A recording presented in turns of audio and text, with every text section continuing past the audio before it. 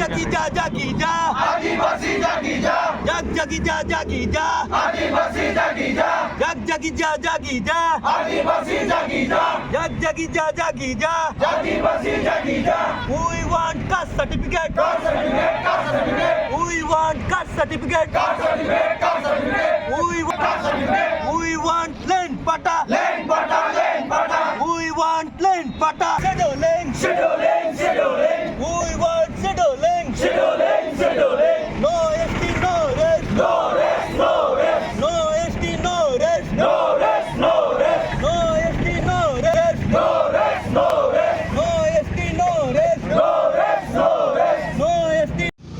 সৰ্বপ্ৰথম আপোনালোকক মিডিয়া বন্ধুসকলক নমস্কাৰ আৰু আমাৰ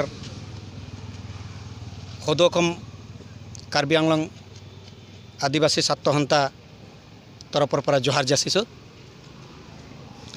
আজি আমি বহুত দুখেৰে এই ধৰ্ণা কাৰ্যসূচী ল'বলৈ বাধ্য হৈছোঁ, যিহেতুকে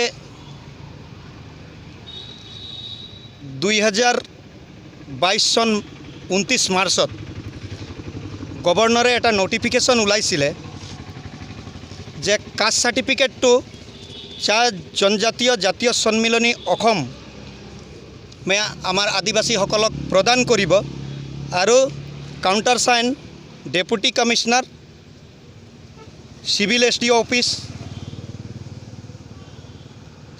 থাকিব আৰু কাষ্ট চাৰ্টিফিকেটটোত আমাক কাষ্ট চাৰ্টিফিকেটটো original tribe sub tribe caste sub community হিচাপে দিবলৈ প্ৰদান কৰিছে, যিহেতুকে ইয়াত গেজেটেড পেপাৰত আছে।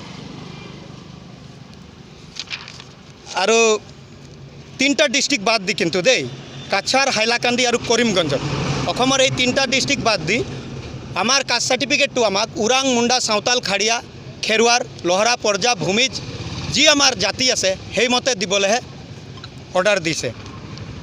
আৰু ডিব্ৰুগড় ডিষ্ট্ৰিক্টৰ এটা কাষ্ট চাৰ্টিফিকেট আমাৰ ওচৰত আছে আৰু লখিমপুৰৰো এটা কাষ্ট চাৰ্টিফিকেট আছে, সেইমতে তেখেতসকলে চাহ জাতীয় সন্মিলনীয়ে প্ৰদান কৰি আছে। কিন্তু আমাৰ কাৰ্বি আংলং DCয়ে আমাৰ আদিবাসীৰ কাষ্ট চাৰ্টিফিকেট বন্ধ কৰি ৰাখিছে আৰু তেখেতে এখন নটিফিকেশ্যন ওলাইছে যে বাগানৰ লিংকেজ ডকুমেণ্টছ দিব লাগে TGL আৰু XTGL হিচাপে কাষ্ট চাৰ্টিফিকেট ল'বলৈ। কিন্তু গভৰ্ণৰৰ নটিফিকেশ্যন মতে তো TGL আৰু XTGL মতে কাষ্ট চাৰ্টিফিকেট দিবলৈ কোৱা নাই। তেখেতে অৰিজিনেল যিটো আমাৰ জাতি আছে ওৰাং, মুণ্ডা, চাওতাল, খাৰিয়া, লহৰা, পৰ্জা, ভূঞা যি আছে সেইমতে দিবলৈ কৈছে। আৰু কালি চিফ মিনিষ্টাৰে সদনত স্পষ্ট ভাষাৰে বক্তব্যত কৈছে যে আগৰ যিমানখিনি গভৰ্ণমেণ্ট গ'ল আদিবাসী হিচাপে পৰিচয় দিয়া বা আদিবাসীৰ কোটা 3% ৰিজাৰ্ভেশ্যনৰ কাৰণে কেতিয়াও চিন্তা কৰা নাছিলে, কিন্তু মোৰ সদিচ্ছা হ'ল বুলি মই ৰিজাৰ্ভেশ্যন কৰিলোঁ।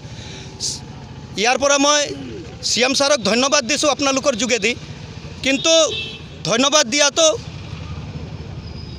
তেখেতে যে আমাক জাতিটোৰ কাৰণে 3% ৰিজাৰ্ভেশ্যনটো দিলে, কিন্তু একফালৰ পৰাতো ডেগাৰো মাৰি আছে। আমি যদি কাষ্ট চাৰ্টিফিকেটেই নাপাম তো এই 3% আমাৰ চাকৰিৰ ৰিজাৰ্ভেশ্যনটো যিটো আছে কোটাটো সেইটো আমি কেনেকৈ আদায় কৰিব পাৰিম? না আমাৰ ল'ৰা ছোৱালীয়ে হায়াৰ এডুকেশ্যনৰ কাৰণে কোনো ডাঙৰ জেগাত নামভৰ্তি কৰিব নোৱাৰিব, যিহেতুকে আমাৰ কাষ্ট চাৰ্টিফিকেটেই নাই।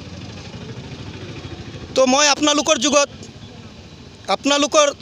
যোগেদি মই তেখেতৰ এইটোৰ ওপৰত বিহিত ব্যৱস্থা ল'বৰ কাৰণে অনুৰোধ জনাইছোঁ, যিহেতুকে